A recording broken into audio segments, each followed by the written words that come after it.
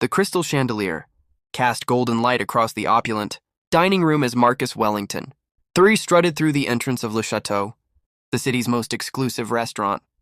His tailored Italian suit screamed money, and he made sure everyone knew it. At a corner table sat an elderly man in a simple denim shirt, carefully studying the menu. His weathered hands trembled slightly as he turned the pages.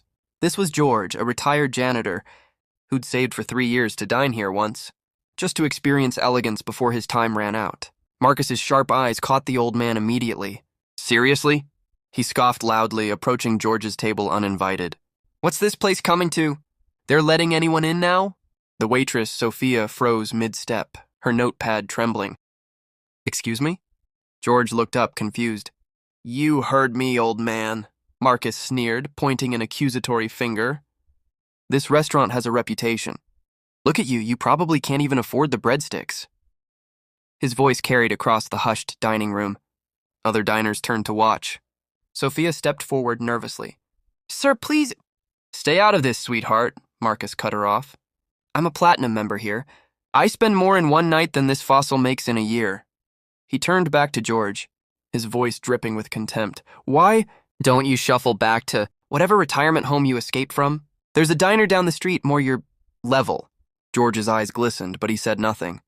He simply looked down at his menu, his dream evening crumbling. That's when the restaurant manager emerged from the back, a distinguished man in his 50s, who'd been watching everything. Mr. Wellington, the manager said coldly. I need to speak with you, now.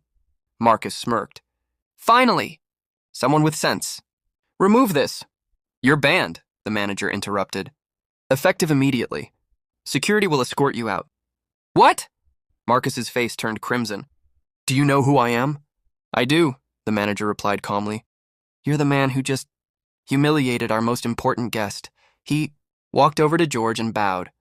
Respectfully, Sir, I apologize for the delay. Your private chef is ready. Marcus stood frozen in disbelief. The manager continued. Ladies and gentlemen, allow me to introduce George Morrison, founder of Morrison Industries and this restaurant's original investor. He funded this establishment 30 years ago and still owns 40%. Tonight, he's dining here anonymously to see if we've maintained his standards. George finally looked up at Marcus with tired eyes. Son, he said quietly, money doesn't buy class. Remember that. As security led the humiliated Marcus out, Sophia served George his meal with a genuine smile. Sometimes the richest people dress the simplest, and the poorest souls wear expensive suits. The lesson? Never judge a book by its cover.